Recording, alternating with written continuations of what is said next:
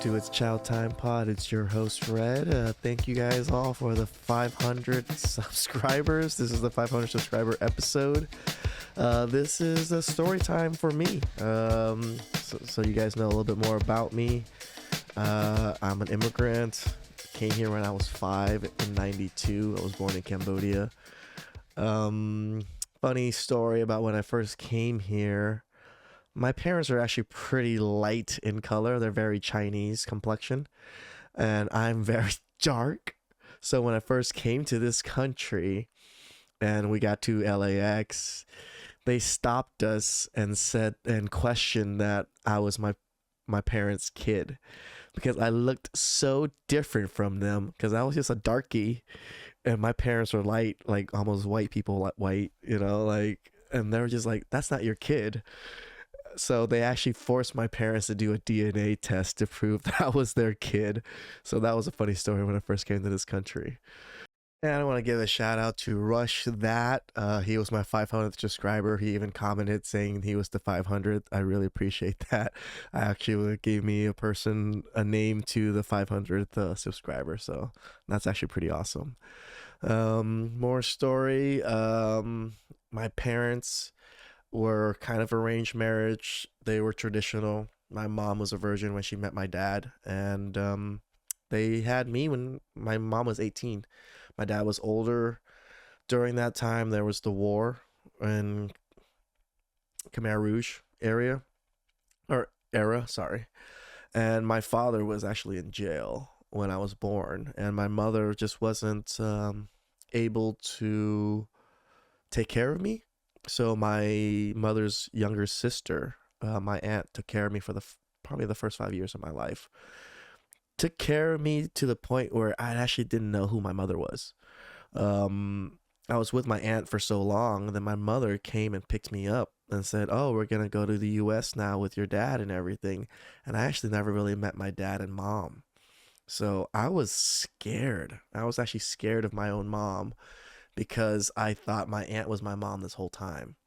So when some strange lady is coming to take you away, to go take you to another country, it was scary. But there were reasons why they couldn't take care of me, and I still have contact with my aunt that lives in Cambodia now. But yeah, my parents didn't really raise me my first 5 years of my life, so it was quite different for me. But then we came here. I have a lot of aunts here. If you guys don't know about the Donut King, it's on Hulu. I would really suggest you guys watch that movie if you guys are interested in understanding why in California all the donut shops are ran by Asians of my complexion. So 95% of all donut shops in California is actually ran by Cambodians. And in the Donut King story, he tells you why that is.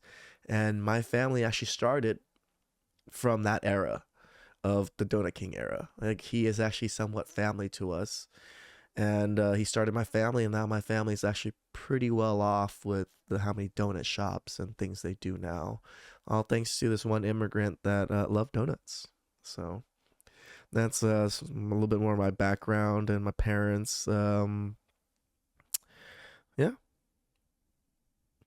Then let's see. As I grew up, it was much different than most Americans. My parents had a donut shop. We were fortunate enough when we came to this country. My oldest aunt was much well established enough to be able to buy my father a business. Again, I do admit that we were very fortunate about this. We came with nothing. I think my dad came with $20, and then my aunt set him up. We lived with my aunt for a little bit. Went to the donut shop. The second day I was in this country, I went to work at the donut shop with my aunts and my mom. So I've worked most of my life. When we got the donut shop, it was in Southern California. It's in actually Bellflower. That was next to a bowling alley, and that's when I got into bowling and worked every day. So during elementary school, I actually didn't work that much. Every weekend I was at the donut shop though, just because there's no babysitter. And I bring up this story because I don't know, women, a lot of women seem to think that everything needs to be perfect. Everything needs to be to the T to be able to have kids and to thrive. And I don't think that's the case. My parents came with nothing. Most of my family came with nothing. We struggled, and we struggled hard, right? And we were still able to raise good kids overall, and the kids do well. Just the idea of not even wanting to have kids because society now is worse than it's ever been or whatever it is, or you don't want to bring them in this atmosphere. And in my mind I was like, my parents came from war that killed almost 70% of our own population. So this is like paradise to them. Having kids and thriving here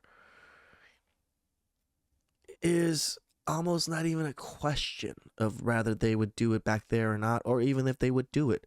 From where they came from and where they are now, they are willing to have kids and do these things because they see the better life for their kids here. And it's sad that Americans don't see that for themselves, right? Like, we are in the most wealthy country. We get to do whatever we want. Women get to do whatever they want, like, as in, career wise, education wise, you know.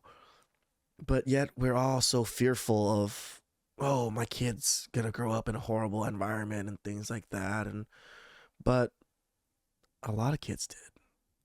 And like, yes, you want to give them a better chance, but I think most kids are perfectly, like, most people are well, like, well, most people are, I don't want to say well, I want most people are doing okay.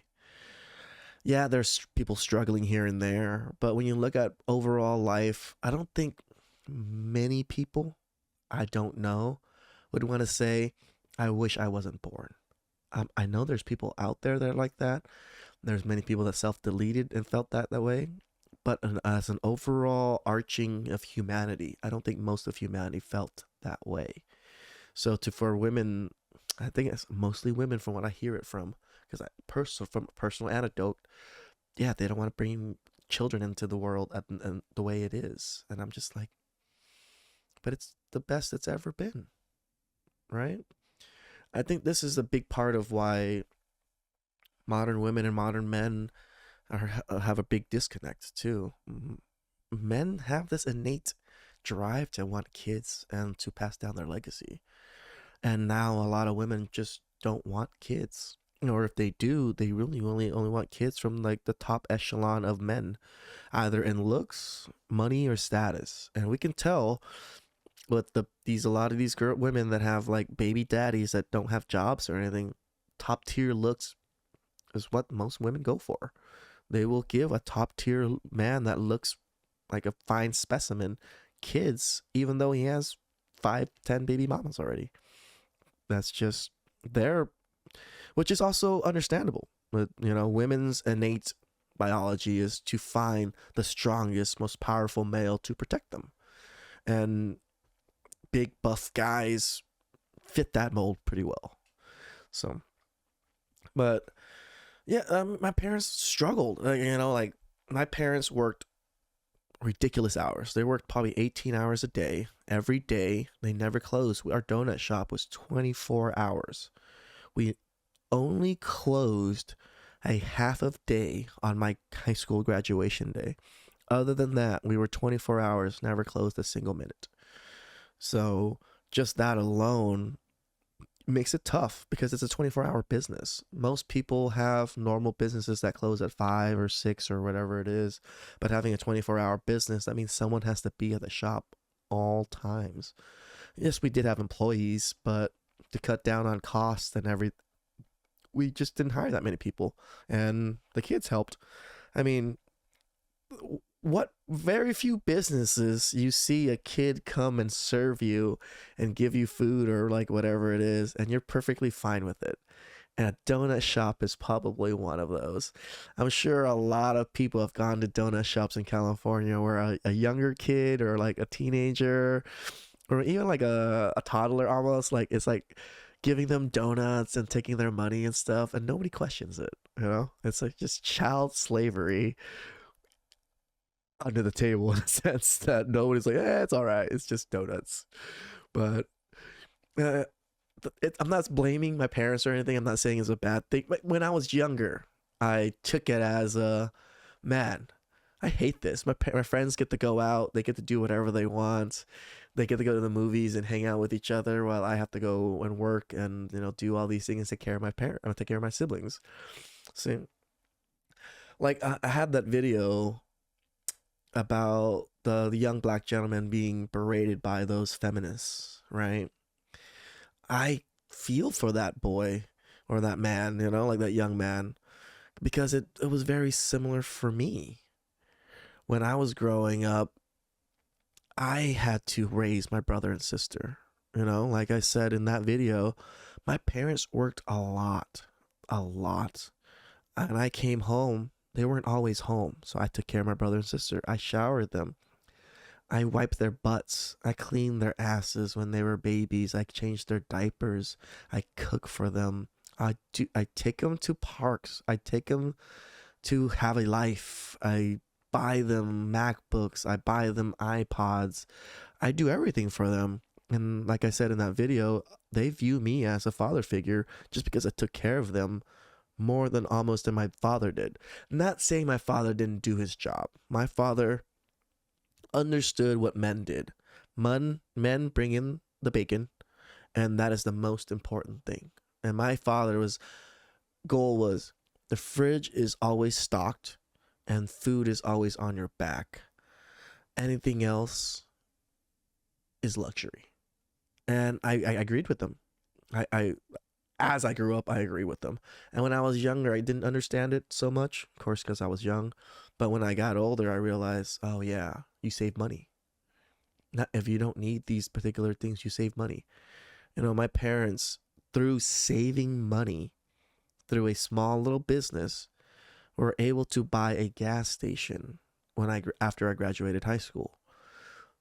Imagine how much money you have to save to be able to buy a gas station. The gas station was $1.2 million.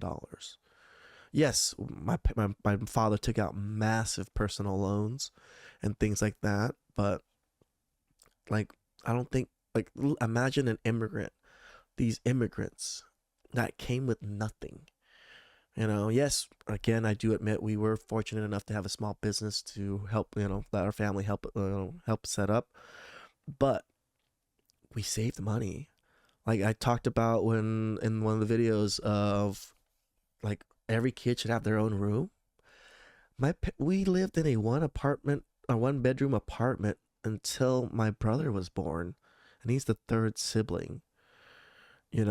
So and then we moved into a 2 bedroom apartment, and even then they bought the gas station and didn't buy a house that was accommodating for all the kids because it's too much money to like these little comforts that you're trying to give your kids. It's very draining on you, and I think it kind of ruins the kid. It gives them too much, just like that video said. It gives a lot of these kids so much they cannot relate to their peers because not everyone is that well off to have their own room.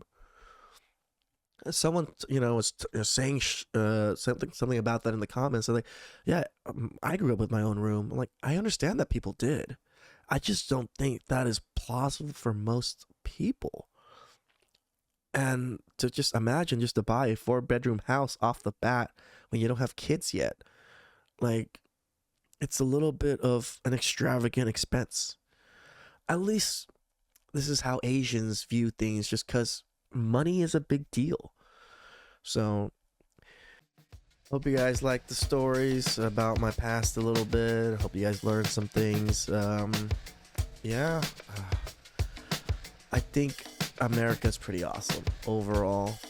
Like, I don't understand why we want to shit our own country so much as Americans, but like it provides so many awesome things that other countries don't. And the whole passport bros thing, I totally understand it. Like, I like living here, but it's hard to imagine me finding a wife here. Tell you the truth, my family just tells me they're gonna pick a wife for me in Cambodia and just bring her over. That's just how my family thinks about it. So, alright guys, I hope you guys liked the 500th episode. I thank you guys all. You guys are fucking awesome. Love you guys, and please put a like and subscribe down below. I'd really appreciate that. And it's chow time, guys.